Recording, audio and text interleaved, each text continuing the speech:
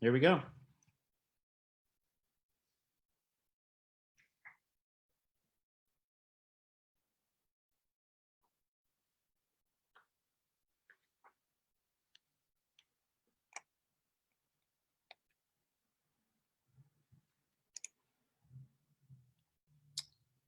Hi, everyone. Welcome. My name is Robert Langdon, and welcome to Emerge Gallery.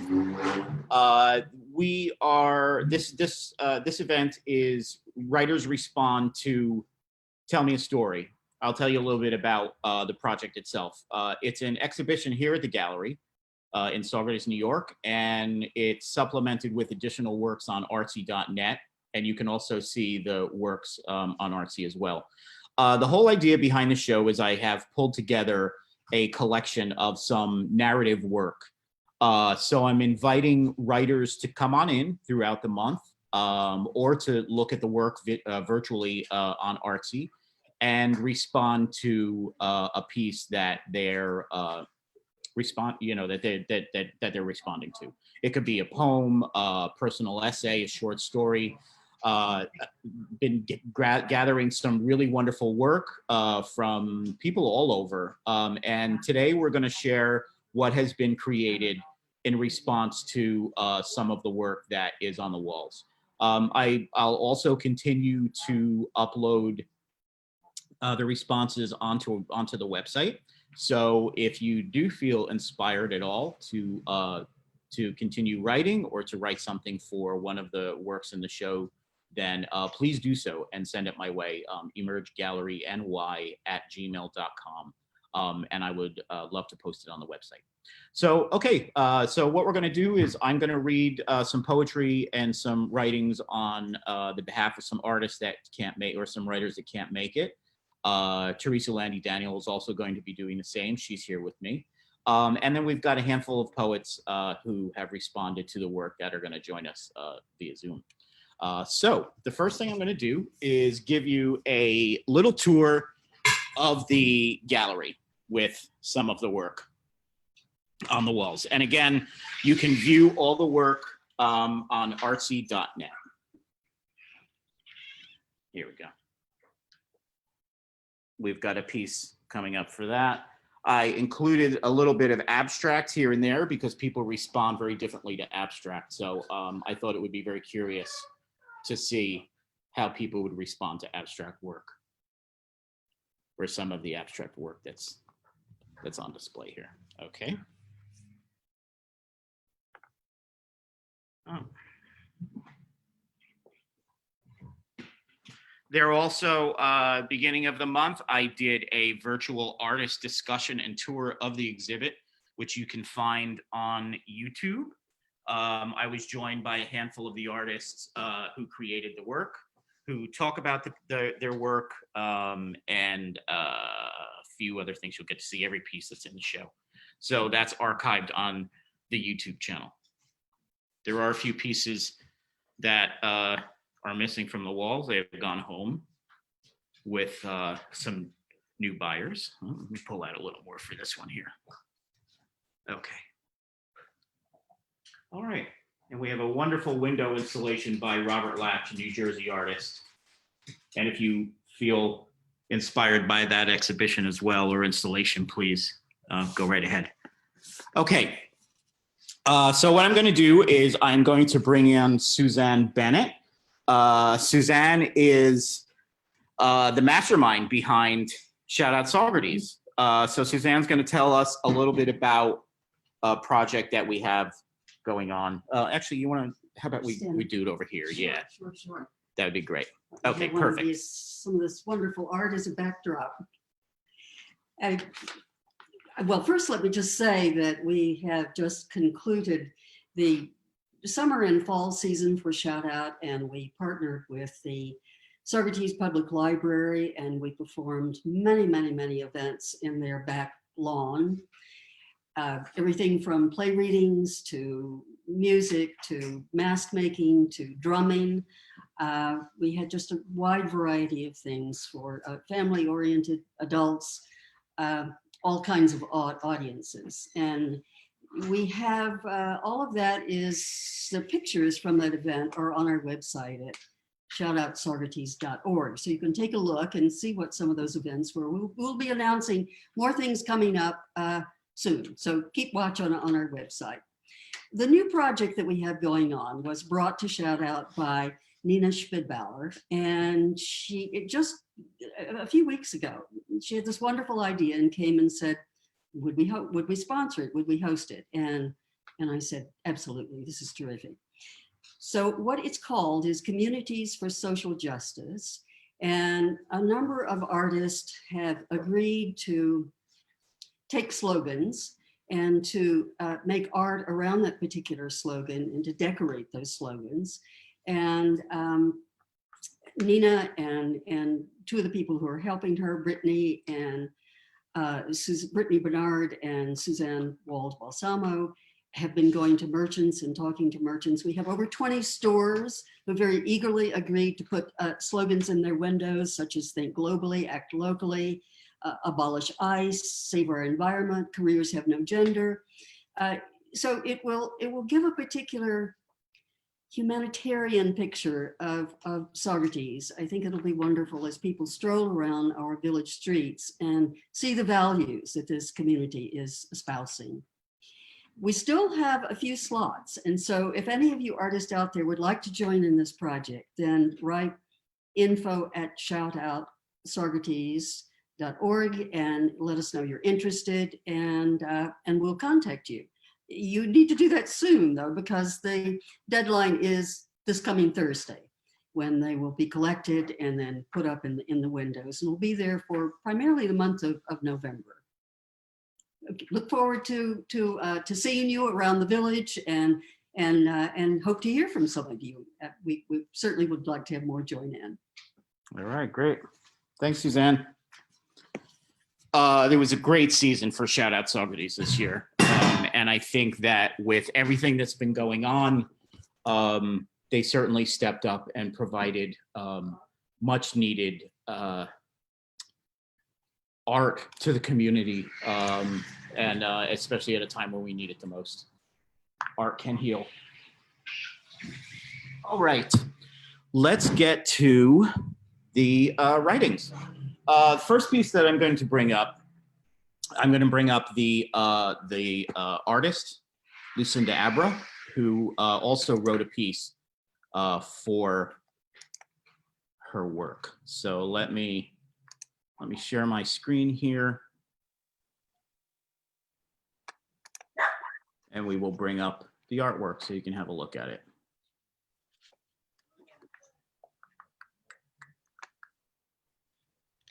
No, where is it? Okay, here we go.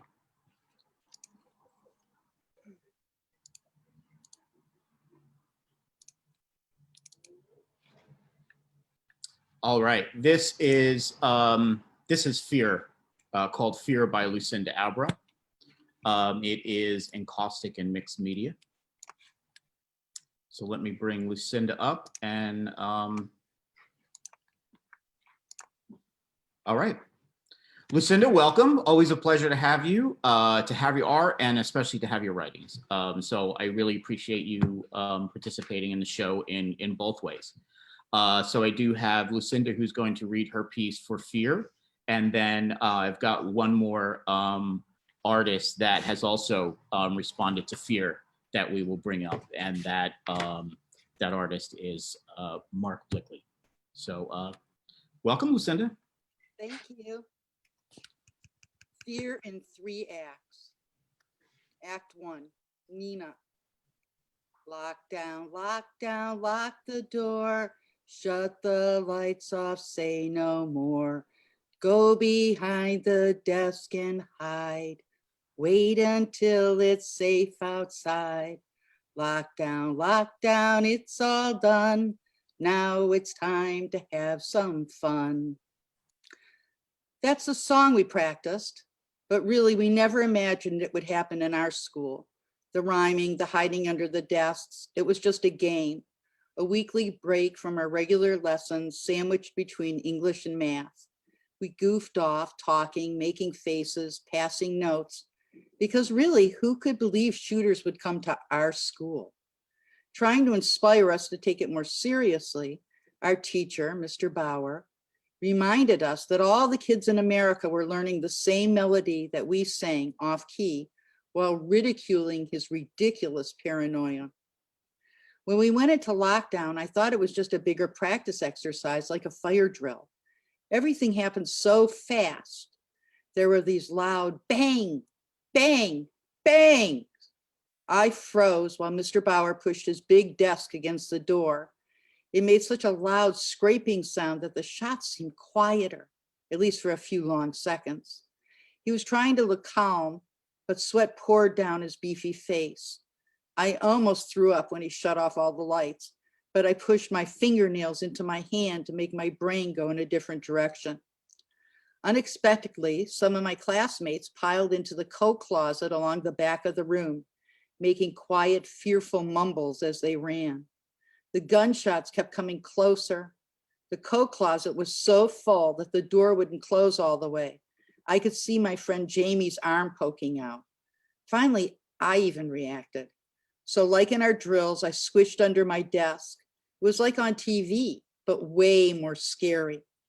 Glass shattered when some bullets flew through the window above our doorway, glistening like diamonds as they fell. I shivered and I stifled my crying. After the glass settled, there was only loud, repeated rounds echoing in the hallway, coming ever closer. The doorknob rattled. Then the desk crept along the floor, slow and certain as a scavenger beetle. A whole barrage of gunshots right in our room. I was shaking so hard my teeth chattered. From my view between the metal desk legs, I spotted 4 feet in black boots. Then Mr. Bauer fell. I wished he wasn't dead, and I hoped I wouldn't be either. More and more gunfire. It was so frightening. Our room held an achy stench. My ears, they didn't work at all, but instead had an ee sound that made my eardrums jump around. I shouldn't tell you this, but I peed in my pants when more shoes came running in. I didn't move. I just sat in the warm urine that quickly cooled. I recoiled when someone reached in and touched my arm. Meanwhile, other police cautiously opened the closet door. Not one of us spoke when we were ushered past the covered bodies that lay to the left of the doorway, sidestepping past the fresh blood that pooled and streaked on the gray floor. Out in the hallway, more sheltered bodies had been stilled, covered in shiny silver material. There was so much blood. It stretched almost to the exit door. Some bright red handprints trailed along a banner, our school motto that read, "Learning is essential." Now in COVID lockdown, I keep asking myself, what is it exactly that I learned? Act 2, J.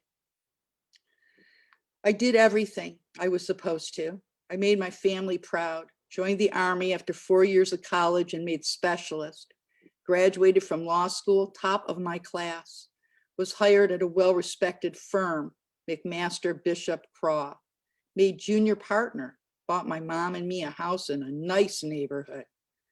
It was Sunday and almost dinner time. I was on the last leg of my jog at a good pace going through the park. Though I am a grown man, I knew Mom was going to give me holy high hell if I wasn't back by the time that food was on the table. Hungry, I was thinking about her biscuits when the next thing I knew, a police officer shouted to put my hands up in the air. But it didn't make a bit of sense. I know now it's irrational, but I figured they must be mistaken. I mean, I didn't do anything, right? So even as I was kneeling on the wet stone pavement, I was declaring my innocence. Should have kept my mouth shut.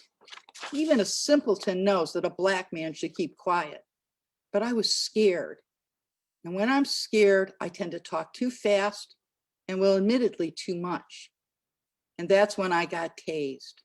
Lost my muscle control completely as my body became one huge cramp. Fell down face first. Broke my damn nose in the fall. It was as if angry hornets were stinging every inch of my body. My brain went all to mush. I served in Iraq, so I've known fear. But man, this was worse, being attacked in my home turf. Later, after I was dragged to the police station and booked, they realized I wasn't the petty thief they were looking for, but we had both been wearing hoodies. That was my crime, wearing a fucking hoodie.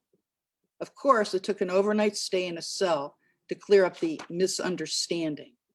But you know, I'm never going back through that park. I am never, ever jogging again. And I'm certainly getting rid of every hoodie I own. Oh, and I hired my own attorney. Seems to me that every Black person in America needs to have a lawyer on speed dial now. Act 3, Rita. It was my misfortune to have left my umbrella at home. My boss wasn't satisfied with my report and had demanded a complete redo. Figuring it was a quicker route, I had taken a shortcut through the park. The rain was just another irritant to a long, trying day. Being November, it was already quite dark. The bushes and trees noisily rattled from the storm front. Walkways sweated with moisture as I scurried along. Trying to rework that damn report in my head, my attention wasn't really on my surroundings, so I can't pinpoint when the man grabbed me from behind. His hand held me in a chokehold as he reached from behind for my purse. All he said was, "Let go, lady." But I couldn't. Inexplicably, my hands locked on the handle and just would not listen to my brain. That's when I got hit with something and saw stars right there before I dropped fast and hard. It was the downpour that aroused me from consciousness. My head ached terribly. My throat was so constricted. That purse, the one my niece had bought me for Christmas, it was long gone. I sat stunned, wet on the grass, shaking as adrenaline coursed through my body. Then I wobbled home. My neighbor had a set of keys for me when she fed Kitty, because occasionally I have to stay late at work. She watched over me while I phoned the police and even washed the gaping wound on my aching head. The police came and took down my meager information. I couldn't say what they looked like, but that didn't help the investigation, did it? The two officers assured me that I would be notified if and when they found my purse or wallet. Later, I realized that locking the doors was futile. The keys and the driver's license were in the wrong hands. The thief could arrive at any minute. A locksmith changed all the locks. A credit card company came, all the banks were notified, an alarm system was installed. I went out and got myself a rescue dog, a 7-year-old Rottweiler named Buddy. But even now, weeks later, I find myself panicking. I don't sleep much. Instead, I watch Netflix in bed, detective shows where the bad guys are always caught with the lights on, clutching my new gun while Kitty and Buddy doze together comfortably. Thank you. Excellent. As always, thank you. Thank you, Lucinda. Thank you. Lucinda had read that piece a couple weeks ago at the closing ceremony for Shout Out Socrates. Lucinda's a fantastic artist and a wonderful writer as well. And I'm always pleased to have her join us in all of it. Okay, there's a few pieces here where there are a couple writings for an individual piece of art. And I really like that because it really shows how people are responding in different ways to the artwork. So in addition to Lucinda's piece, we have a piece by Mark Blickley. Going to bring Mark up. And Mark, if you want to, where are you? Here you are. If you want to join us and read your piece, I don't see. Can you? Oh, you're muted. That's why. Would you be able to unmute for me, please? No.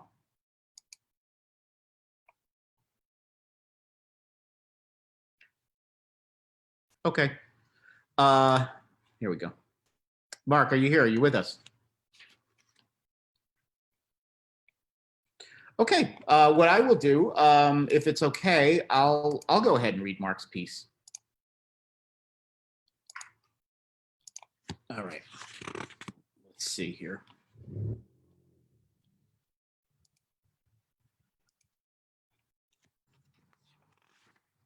This is called Mother's Milk by Mark Blickley. Mother's Milk.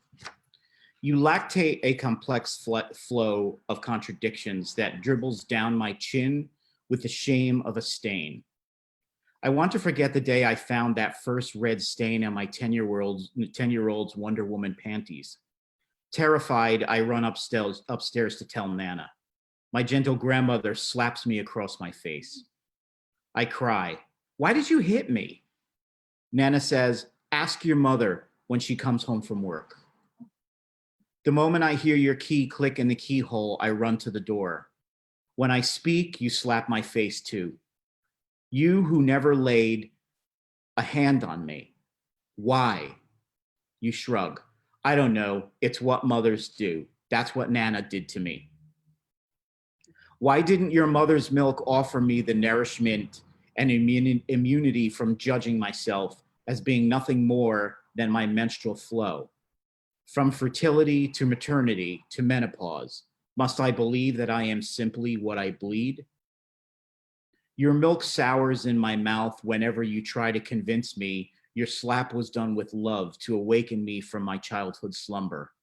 I was 10 years old. If I'm ever blessed to one day suckle my own daughter, I will offer up a kiss, not a slap, when she comes to me with her first red stain. I will celebrate her menstrual flow as sacred, not shameful, as it honors her passage from childhood and will continue to do so right up to her old age. And should someone ever claim her blood is a curse, I will ask, why is it painful to be reminded of your youth each month? That was by Mark Blickley in response to Lucinda Abra's piece, Fear. It's wonderful, Mark. Thank you. I am going to read another. This is in response to a piece by Nancy Cantandela. It's called Teddy's Day at the Swimming Hole. It's acrylic on canvas and it's 10 by 10.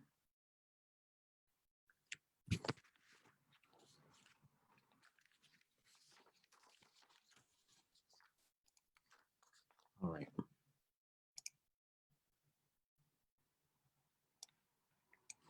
Teddy's Day at the Swimming Pool. This is written by Ray Lankford.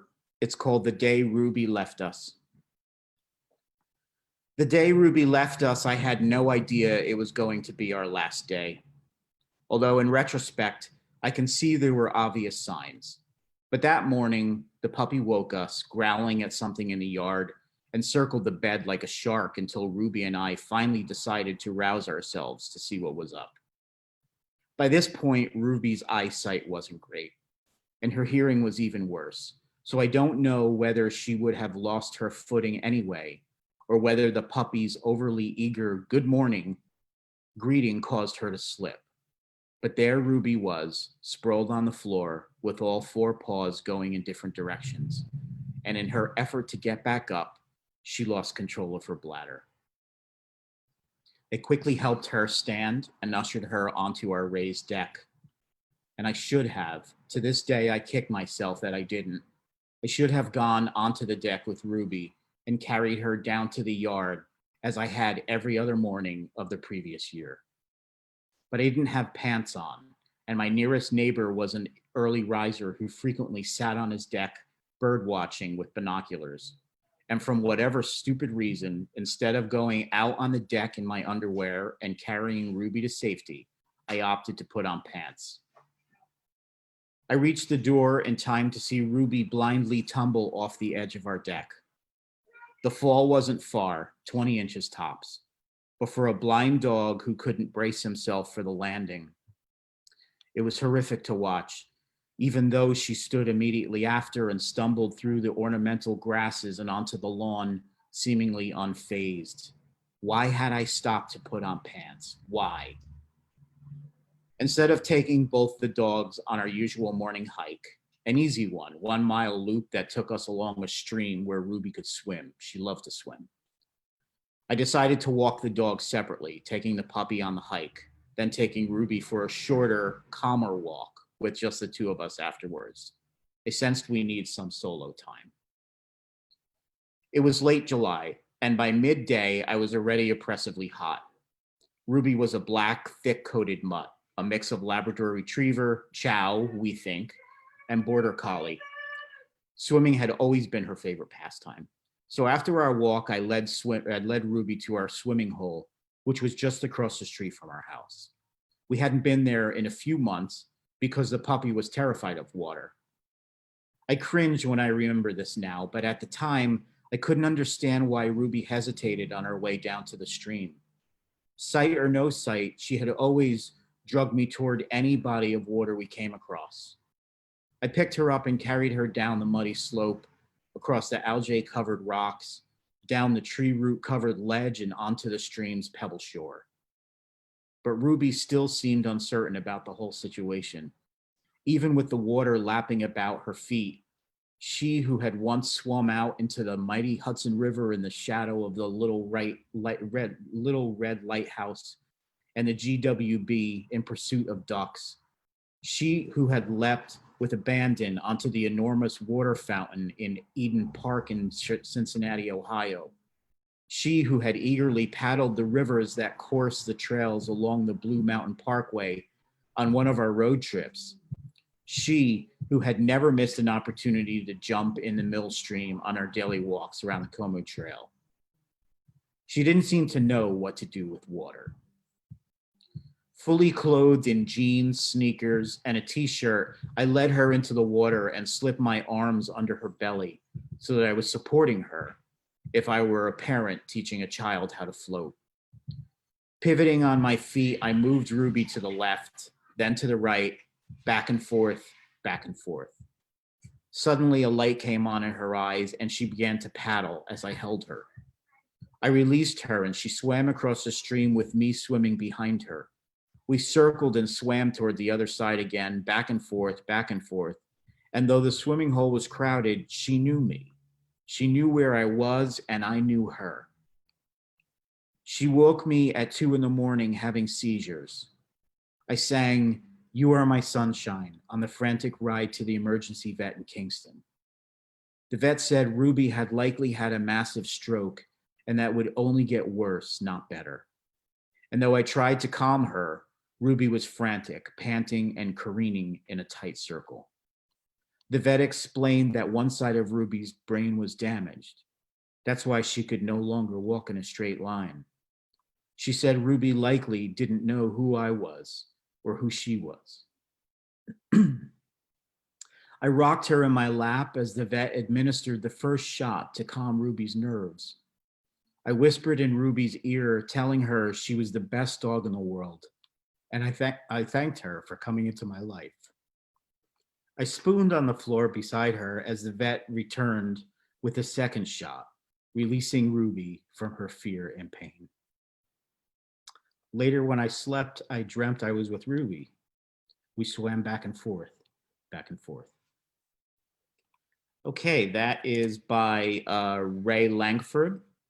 Ray wrote this piece the day Ruby left us, inspired by a painting by Nancy Gantandella called Teddy's Day at the Swimming Pool. I want to remind folks again that all of the written word is all available on the gallery website. So, and I will continue to update it as work comes in. So please have a look there. And if you wanted to see the art in the exhibition, you can certainly come to the gallery and check it out. It's up for another week. And you can also view it on artsy.net. Just look for Emerge Gallery NY. All right, now I'm going to bring up, this is a fun little piece. I'm going to bring up Susan Murphy, who I like this. And I'm really glad that she's here to read it for us. It's in response to a collage piece by Shelley Davis, and it's called "We Say Bad Words All the Time." And actually, let me find that piece of art. Here we go. It's 14 by 11. And again, it's by Shelley Davis. All right, Susan, here you are. You're on mute, Susan. Okay. All right, great. Welcome. Let's hear some bad words. Okay. So I curse sometimes. So shoot me. I can't help it. When something goes wrong, when I spill something or break something, I yell, son of a bitch, or fuck, or shit. I don't mean to. It just pops out. So what harm does it do? Well, I guess if somebody thought I'm a nice, cultured lady and that's real important to them, after they hear that, they think less of me. Now, my mom, who was a real nice lady, figured out a way around it. When she needed to, she'd yell, fish or fiddlesticks. I tried it, but it doesn't do the job for me. Cut my finger with a knife, it's God damn it to hell before I even know I've said anything. My daughter married into a family who sternly disapprove of cursing. Oh, the rolled eyes and pursed lips, the embarrassment, the shame. Sometimes I belch too, and that's just as bad. I'm not invited back. Screw them. So why the hell are some words bad? I can talk about an ankle or a shoulder or a nose or even about a chest, although that's getting a little too close to an erogenous zone. I can refer to eyes or teeth or tennis elbow without giving anybody the willies. But say ass and the eyebrows go up. Say cock and a murmur goes around the room. Say cunt and it's all over. I'll never live it down. There are words that name things so bad that they should be abolished. War, nuclear bomb, torture, Holocaust, slavery, lynching, capitalism, poverty, eviction, rape. But these are commonplace. These words can be spoken anywhere. It might be shocking to hear them come out of the mouth of a child, but the child would not be punished for speaking them. But let the same child say motherfucker, and oh, the horror. So kids know exactly where and when they can speak freely and when they have to be careful. Kids use curse words among themselves all the time, and grown-ups do too. We know who we can be unguarded around. In our house, we say bad words all the time.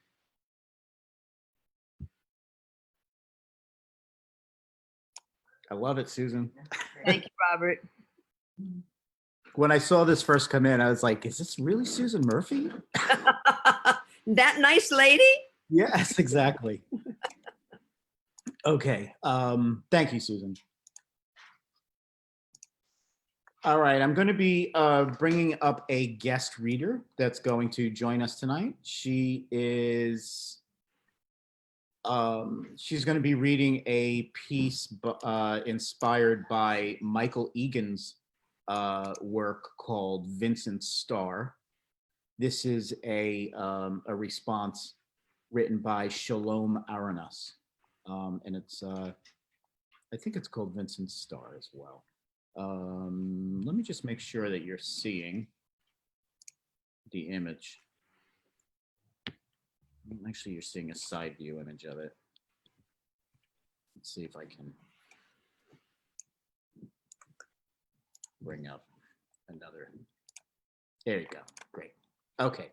So this is Vincent Starr, and this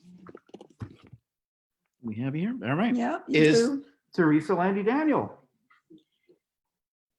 Dearest Vincent, you must have lain beneath the light of a star sluicing through your window in your asylum and found a friend there. And then you wondered how to paint it so that it would encompass a whole canvas to scintillate over a landscape of a midnight sky, and felt loved as well. The star talks to you now.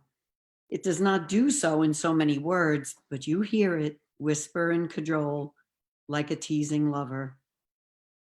Death wrapped you in a blanket of snow below your beloved star, where you can endlessly stare at your beautiful star, staring back lovingly at you, naked without the trappings of your painting.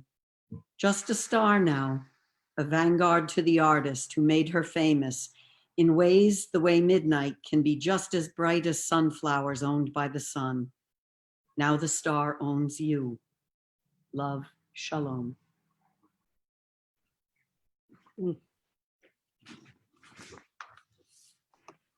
That was beautiful. Thank you, Teresa. Welcome. And Teresa read it really well. As always, Teresa's one of my favorite readers, so she's. I'm blushing. No, don't. Okay, I'm really pleased to have another guest here at the gallery, who is another one of my favorite poets in the area. Who I'm so pleased that she participates in every wacky idea that I decide to put out there that comes with writing. So Michelle had submitted and turned in, was inspired by a few pieces. This piece that she's going to read was inspired by a photograph by Dan Goldman. It's called In the Pines. Yeah, let's welcome Michelle. I'll walk away if you wanted to, if you feel comfortable. No, no. There you go. Hi, everyone.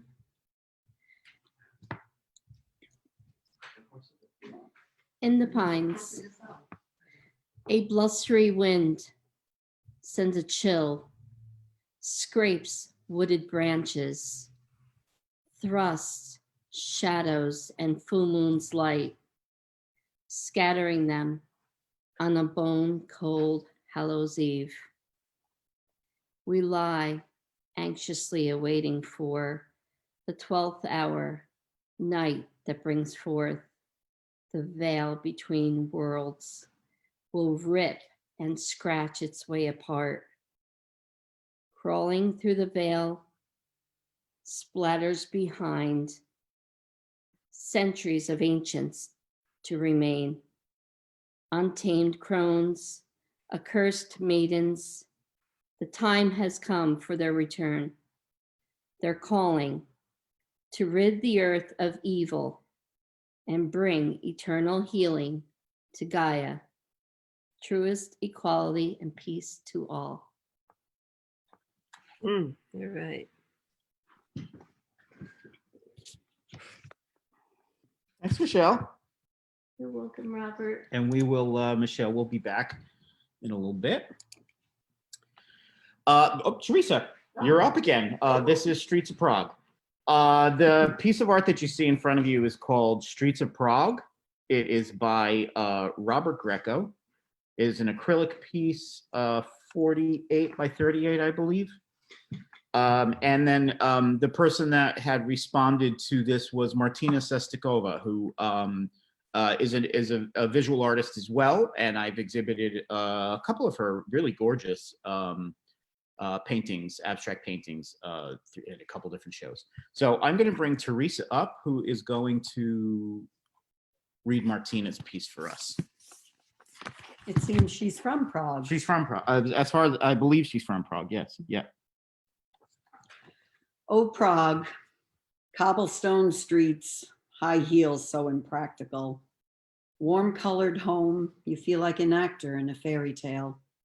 Chatter all around, beer glasses raised high, walk up and down, the castle makes a point.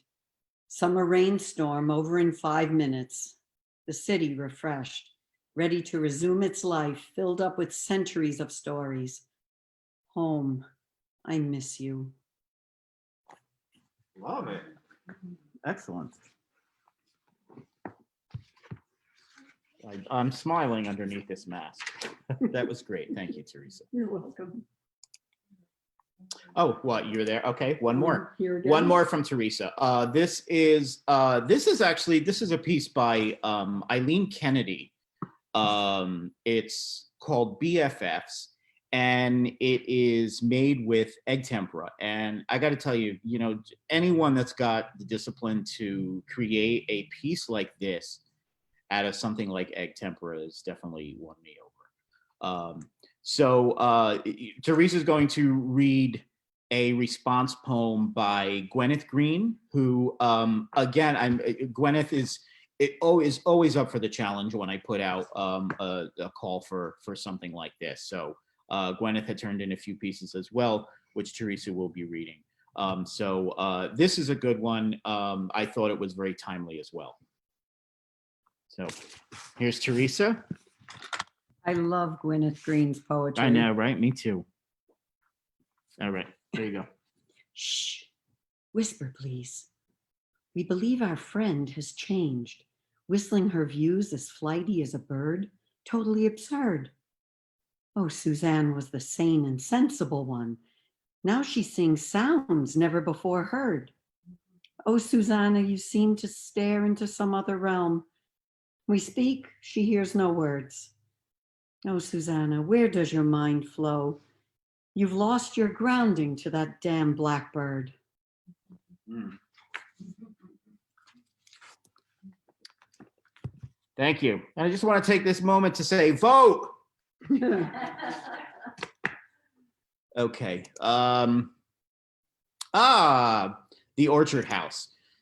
I'm really pleased to include, there's two pieces of Kay Kenny's. Kay Kenny is a photographer in Woodstock, and she has a whole series of night photographs that she's been working on.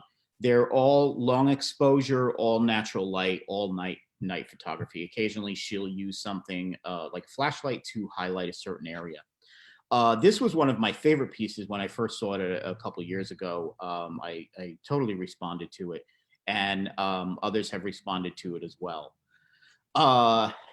It is called The Orchard House, and we have, hold on one sec. Yeah, it's that one there. Sorry, guys.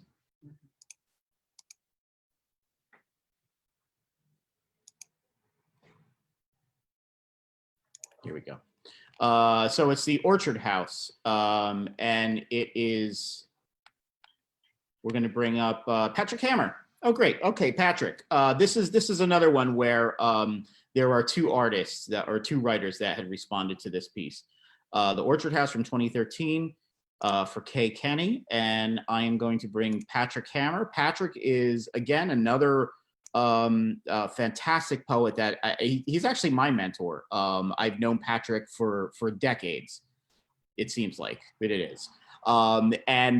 He really helped me form my own voice and really find my voice when I first started writing. So I'm so pleased that Patrick is first of all such a prolific writer, and also contributes to these projects that I do. And Patrick never disappoints. So Patrick, you're on mute, but let's bring you up. And can you hear me? Yep. Great. Great. Hello, Saugachees. This is Pat Hammer from Fort Lee, New Jersey on the Hudson. And wonderful to read with everybody. Great pieces, great artwork, and great poetry that I'm hearing, and prose. So here's my poem called Orchard House, 2013, after Kay Kenny. May I say that's me, or any other poet writer, having a field day in the woodshed, away from all house din, welcomed by the garden buzz, sitting in an old chair, old pillow under my rump, at the long wooden table, expounding on a yellow tablet, pounding on my keyboard, words, last vestiges of light, outside dissolving, the mysteries of night beginning on my page. Not all sheds hold tools or nasty things like spider webs. Some, like this one you've stumbled upon, would welcome you for a spell with a light tap on the door. Thank you, Patrick. I mean, being a, I think that piece it would just, you know, I think writers, any kind of artist would really respond to that piece. I certainly did. Thanks. And you don't disappoint. Thank I you. try not to. And then Will Nixon, another great poet in the area who is always up for a challenge as well. And I'm so glad that he accepts my challenges in both art and poetry. So Will wrote a very fun piece to this Kay Kenny's photograph. So I'm gonna really pleased to have Will here. Will, you're up, and please tell us a little bit about Naughty Santa. Okay, Robert. There's one element, I should say there's one element in this poem that's not in the photograph. You know, I studied Kay's photograph. I went online, I looked at her other photos. I love her work. And I wrote my poem, and then I walked into the gallery, and this is on the wall there, Robert. I looked at the photo, I thought, wow, something is missing from this photograph that's in my poem. Anyway, enough said. Here's the poem.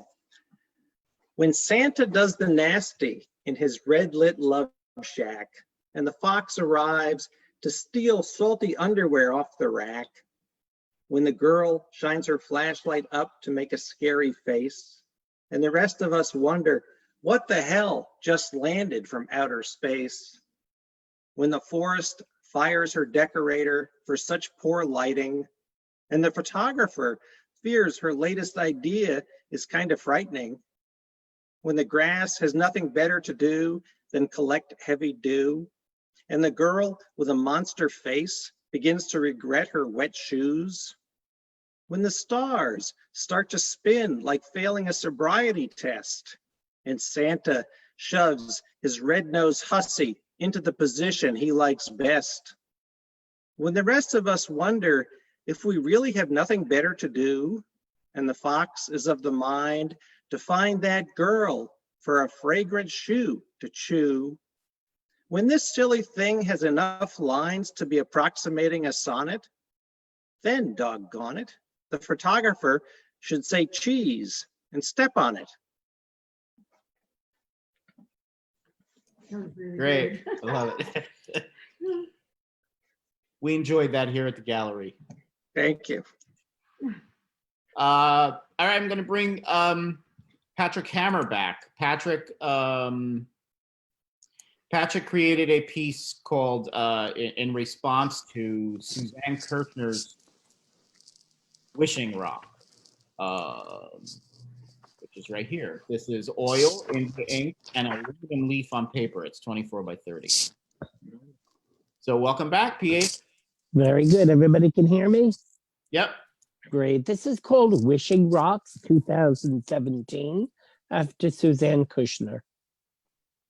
Not Easter eggs with their sugar-coated filigree bound for tummy. Not shells from the sea, small or large, held up to the ear for myrrh's message. Not coins of this or any other realm, rattling in pockets to be spent. Not store-brand pasta or anything homemade, boiled, eaten with sauce and cheese. They are wishing rocks, all. These black, white, gray amulets, all powerful talismans waiting to be held.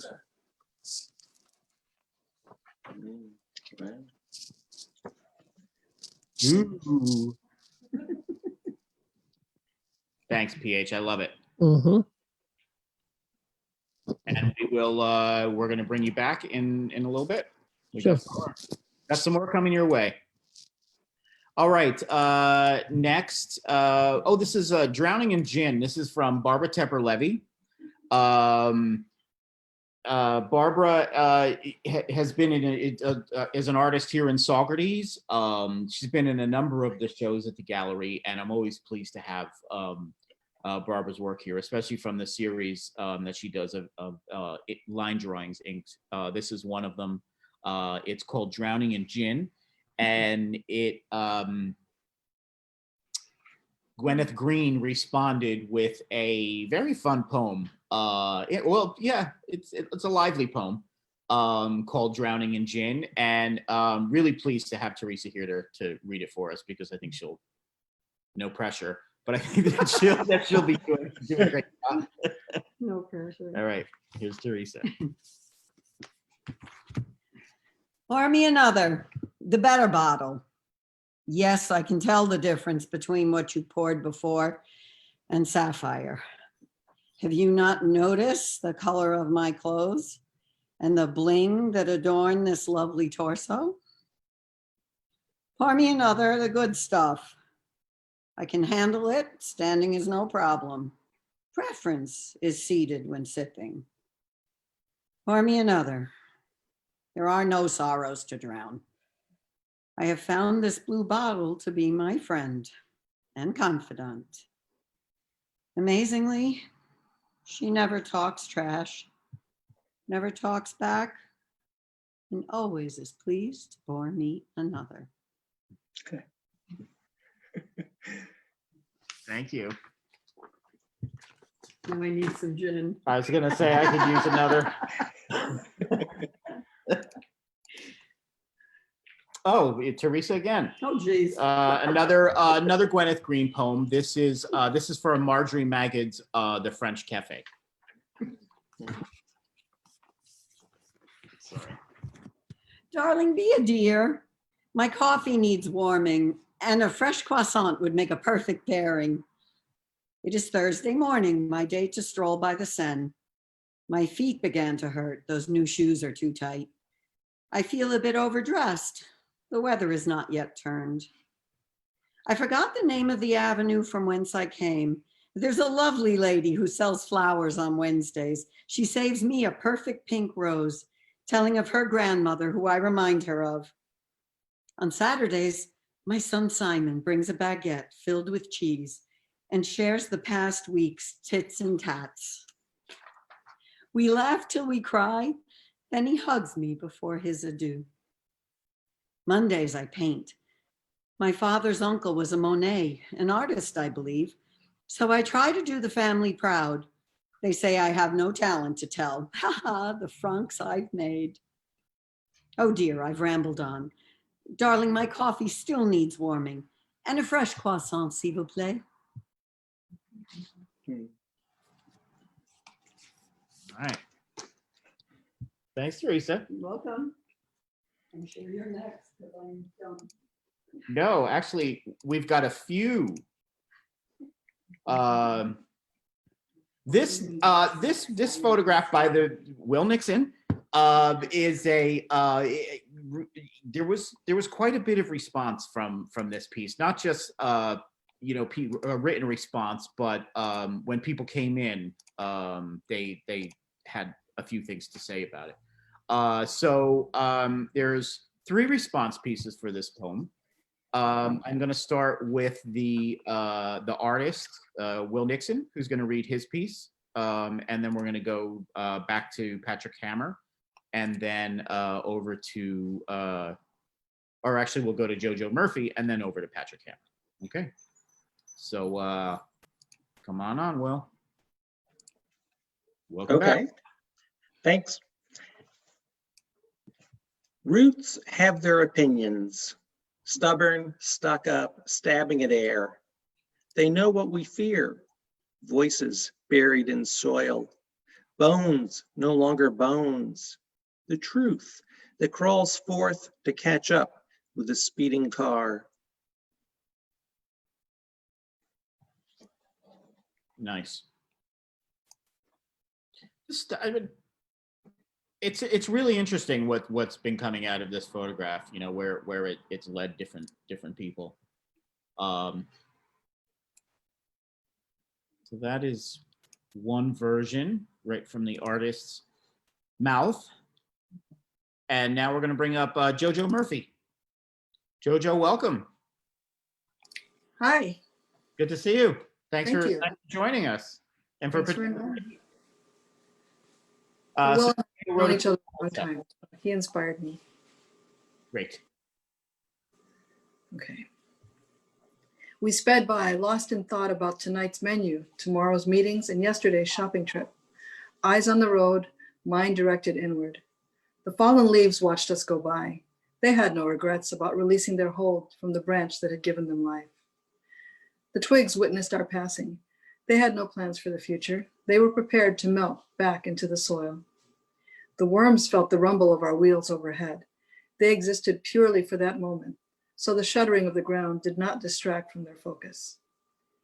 We were the only ones who divided our energy and attention. We were carried over the earth, never touching or becoming attached.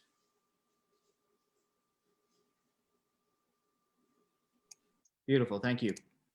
You're welcome. That was that's one of the first pieces that came in, and I was really pleased to receive it. And Patrick Hammer, I knew you would respond to this. All right. I will. I know you're there. Yeah. So Can you hear? this is the third response to Great. Nixon's Untitled photograph. Okay. Will, I know you're there listening. This piece really spoke to me. It's so neutral, and yet it's a template to me. It could be ominous. It could be innocent. And I guess when I was looking at this, I was watching too much Dateline because it was ominous what I was seeing. Untitled 2020 after Will Nixon. Since I died, I lost all sense of color. Things now like cars and twigs are washed out black and white. Yes, that's my car at the side of the road. And I guess these are my twigs since I rest not too deeply under them. It was random, just off the highway at a pit stop for coffee and the paper.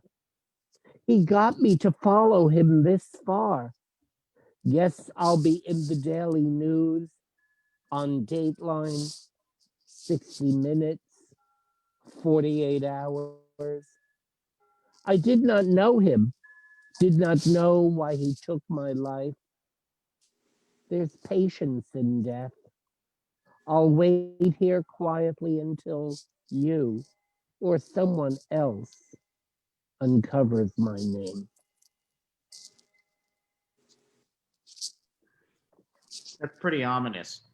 Yeah, Yeah. too much Dateline. I'm obsessed with Dateline and 48 Hours. I can't get enough of it. It's like watching him. It's like reading a mystery novel in an hour. Yeah. Well, I'm glad it came out in the written Yeah, word. I wonder what this would be like in color. I don't think it would have as much of the No. ominousness if it was in color, Will. No, I absolutely. like this Yeah. in black and white. Yeah.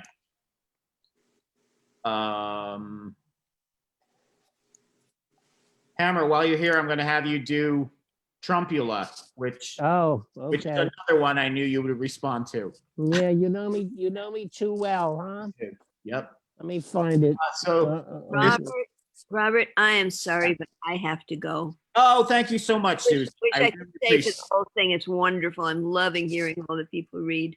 Great. Yeah, if you want, we're almost done. Just a few more left. If you go onto YouTube and you can finish I watching. will. I will do. All right. All right. joining Thank us. you. Susan. Thank you. All set? Okay, so this is Trumpula. And it is a mixed media piece by Suzanne Parker. There's a few pieces in the show by Suzanne's that a few writers have responded to. So give us your little Trumpula speech. All right, Trumpula 2020 after Suzanne Parker. Trumpula, Trumpula, T-rump, you strumpet, you, all orange hair and livid face on fire.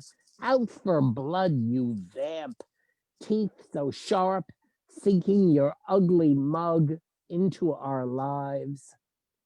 Trumpula, Trumpula, put your shit-crusted finger down. Put your micro PP back in your pant. Make America civil again. Make your Proud Boys go home to their basement bunkers. Lugosi at his worst. Better than you masquerading in formal wear. T-rump, T-rump, your erection day is a no-no, a no-go.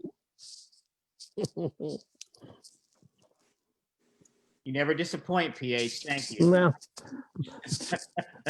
from my mouth to God's ears, no erection day for him. That's right. All right, thanks. All right, we are next going to do another piece by Suzanne Parker. This is called She Will Be Missed. It's mixed media on canvas. And there are two responses to this work. I'm gonna turn it over to Michelle again, who is gonna read her response, and then we'll bring on Sari, who will read her response to this and a few others as well.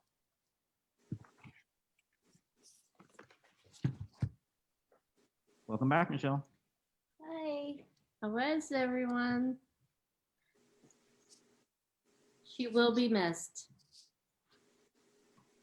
Her heart worked tirelessly for all. Her vow for true justice never failed. Her perseverance moved forward till her end.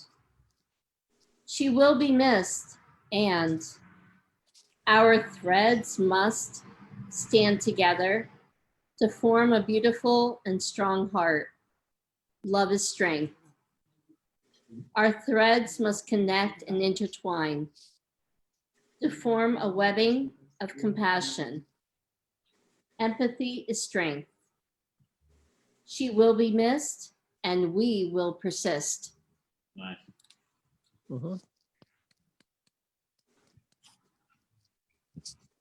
Well,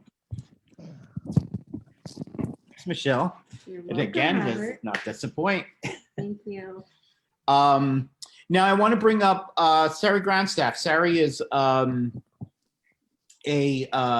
poet here in town. She works with at the library, I believe, right, Sari? I know she's very involved with the library. She has done a number of different events along with Will Nixon for Shout Out Socrates. They do this great project called Sidewalk Haiku, where they'll do a haiku on demand. So hopefully we'll be doing that again sometime in the near future, maybe in the spring or the summer. But I'm really pleased that she had responded to 3 pieces in the show. So we're gonna take a look at the 3 pieces. They are all haiku. This is the first. This is Suzanne Parker's "She Will Be Missed." So, hi, Sari, how are you? Hi, good to be here with everyone. I had read a lot of these pieces, on the website, and just, really was loving them. But it's great to hear them read. And I'm not sure. I'm not sure if I missed it. You said I work at the library, but I'm at the high school library here in Saugerties. Oh, right. I'm sorry about that. Yes. That's okay. I know you're very involved with the public library too, as well, aren't you? No, I'm the high school at the high school. Okay, my mistake. That's okay. So I did respond to a few. This one is a haiku for Suzanne Parker's She Will Be Missed. Notorious one soars through the gates of heaven, scales of justice tip. And I really love this piece. I don't know, should I read the others or wait for them to come up?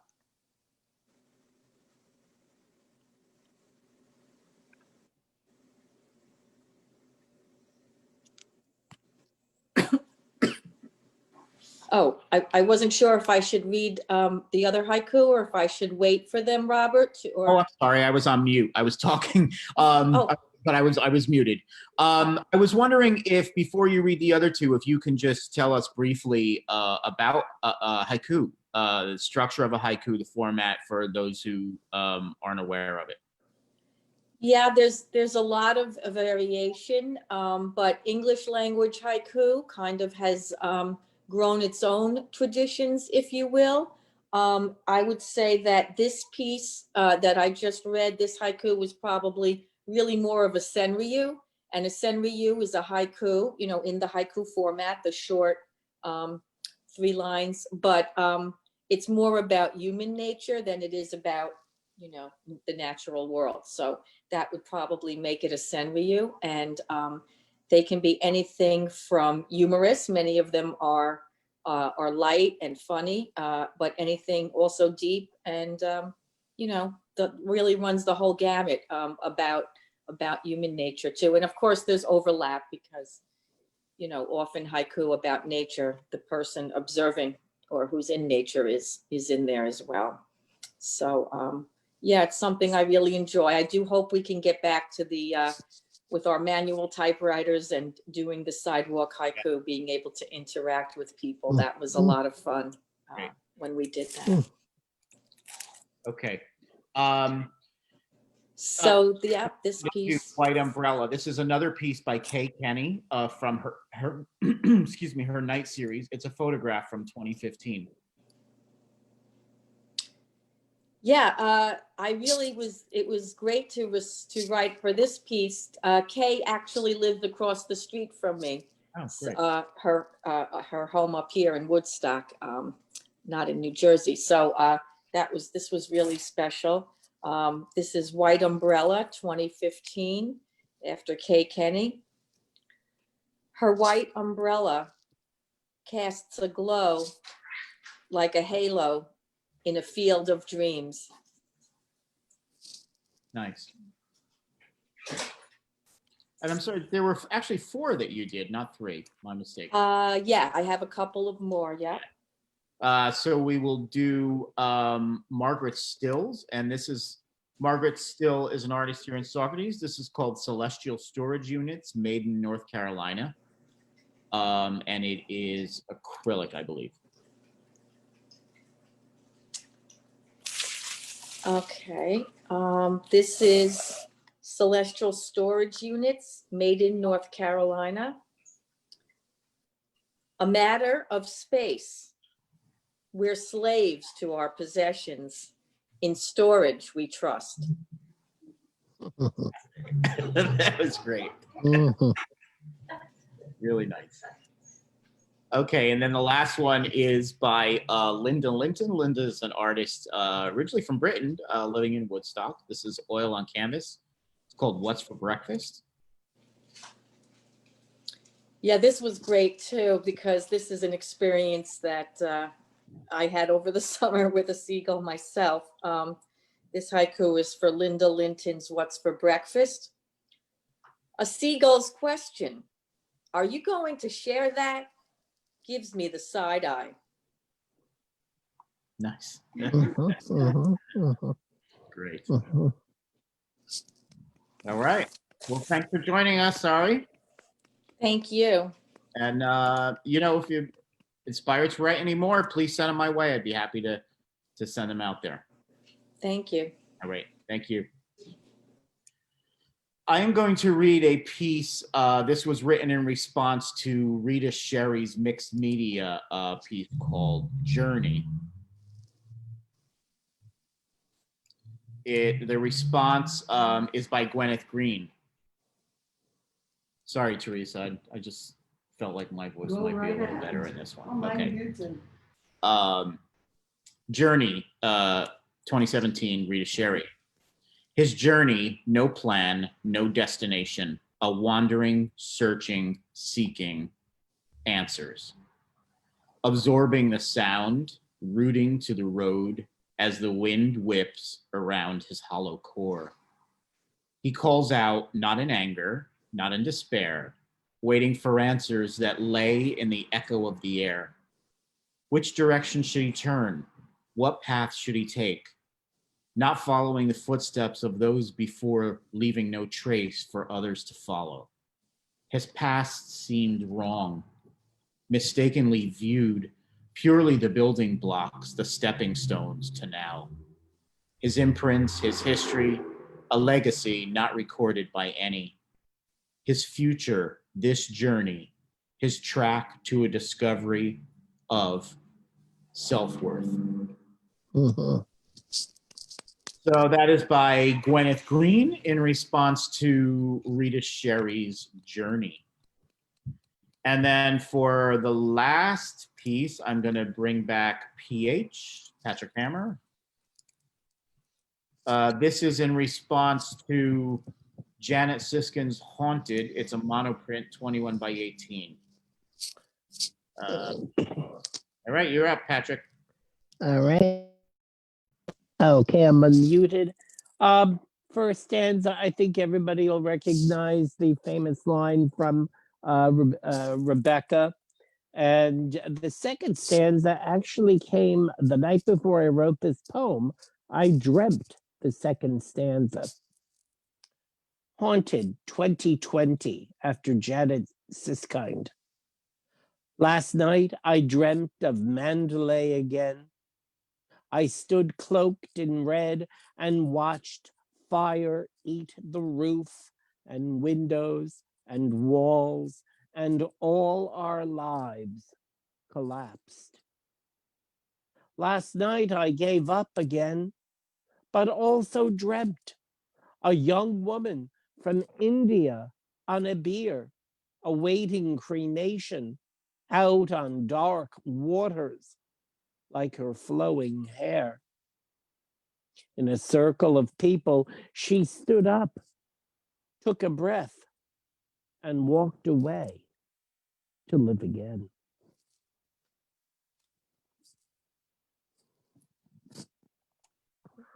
Fantastic, Patrick. Thank you. Thank you for closing it out. Wonderful, wonderful reading.